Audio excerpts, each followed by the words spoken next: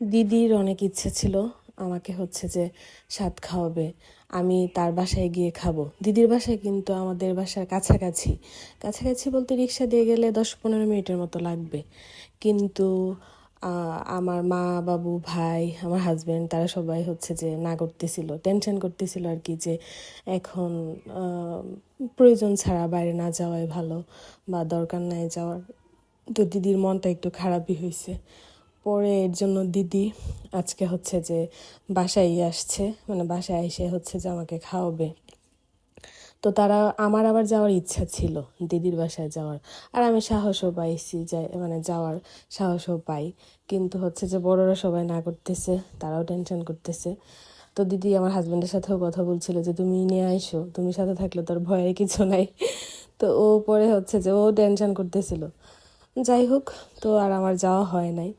অবশেষে দিদি আসছে, একদম অনেক কিছু রান্না বান্না করে নিয়ে আসছে।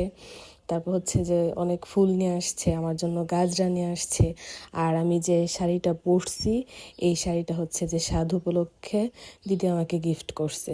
দিদি এই শাড়িটা নিয়ে আসছে, আনার পর হচ্ছে যে শাড়ি পরলাম, রেডি হইলাম। আর হিমাদি আসছে, নব আসছে, শৈবা আসছে, আর সেজুতিও আসছিল। তো দিদি হচ্ছে যে আমাকে বলতেছে যে গাজরা টাজরাগুলো দিয়া তুই সাজ, মাথায় গাজরাগুলো দিয়ে, তারপর ফুলও নিয়ে আসছে আরও। আর এইখানে শৈবা হচ্ছে মারে রেডি করে দিতেছিল। আর দিদি আর শৈবা তারা হচ্ছে যে ম্যাচিং ম্যাচিং শাড়ি পরছে। শৈবাকে হচ্ছে যে হিমাদি সুন্দর করে লেহেঙ্গা স্টাইলে শাড়িটা পরায় দিছে। আর দিদির শাড়ি দিদি নিজেই পরছে, আমার শাড়িটা হচ্ছে যে মা পরায় দিছে। আর আমি চুল টুল তো এরকমভাবে বাঁধতে টাতে পারি না। তো পরে হিমাদি হচ্ছে যে আমার চুলটা একটু সুন্দর করে বাঁধছে, যার জন্য গাজরা টাজরাগুলো সেট করতে পারছে। আমি এগুলো সেটই করতে পারি না, চুলের কোনো স্টাইলই পারি না। আর আপনারা যারা আমার রেগুলার ব্লগ দেখেন তারা তো দেখলে বুঝবেনই যে আমি যে চুলের অন্য কোনো স্টাইল কখনোই করি না। তো দিদি এখানে অনেক পদ রান্না করে নিয়ে আসছে, এখানে নিয়ে এসে সব কিছু সাজাইছে। ভাইয়ের রুমে আর কি আয়োজনটা করছে। বিভিন্ন ধরনের বড়া ভাজা ছিল, মাছ ভাজা ছিল, পায়েস, পিঠা, তারপর কয়েক প্রকারের মাছের তরকারি ছিল, মাংস ছিল।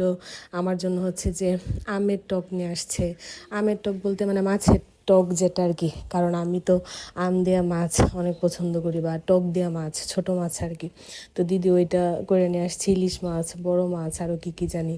তারপর হচ্ছে যে পাকা আমের চাটনি, ওইটাও করে নিয়ে আসছে, দুধের নাড়ু, ফল টল, সব অনেক কিছু আয়োজন করছে দিদি।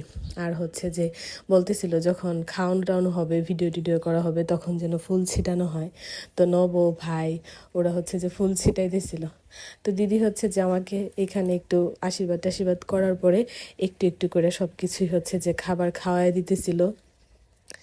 আর হচ্ছে এখন দিদি বললো যে এখন তুমি তোমার ইচ্ছা মতো খাও। তো অনেক আইটেম তো আমি আর সব খাইতে পারি নাই, মানে একটু একটু খাওয়ার চেষ্টা করছি। আর তো এই যে ফুল টুল তো ছিটাইছে, যার জন্য হচ্ছে যে খাবারে আবারও ফুল পড়ছে। দিদি হচ্ছে যে এখন এগুলাকে পরিষ্কার করতেছে, গুছগাছ করতেছে। তো পরিষ্কার করে তারপর আমাকে দিছে, তারপর আর কি এখন আমি খাবো।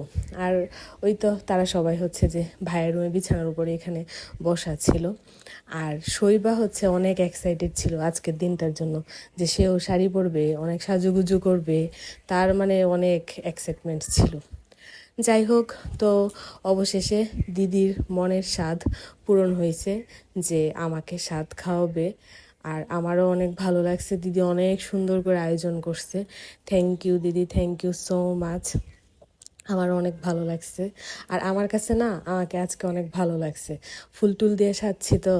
তো এটার ক্রেডিট আমি দিদিকেই দিই, কারণ হচ্ছে যে সে যদি না নিয়ে আসতো আমার হয়তো বা ফুল টুল দিয়ে সাজা হইতো না। গতানুগতিক আমি যেরকম সাজি, হয়তো বা আমি এরকমই সাজতাম। তো এখন খাইতে বসলাম, মেয়েটারও একটু মুখে দিলাম, ও একদমই খাইতে চায় না, কিছুই খাইতে চায় না। শশা তার অনেক প্রিয়, একটু শশা খায়, পটল ভাজা খাইছে, একটু একটু আলু ভাজা খাইছে, ভাত তো খায়ই না। মানে কি যে খায়, কিছুই খায় না শৈবাটা।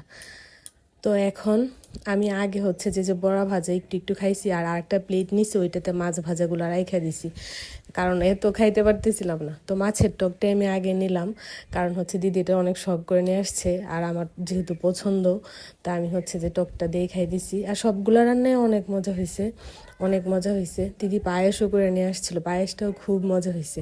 আমি হচ্ছে যে মানে ভাত খাওয়ার আগে খালি খালি যে বাটিতে যে সাজায় রাখছে, ওইটা থেকে হচ্ছে যে আগে দিদি খাওয়ানোর আগে, আশীর্বাদ করার আগে আমি হচ্ছে হচ্ছে যে খালি খালি একটু একটু করে পায়েস অনেকটা খেয়ে ফেলছিলাম।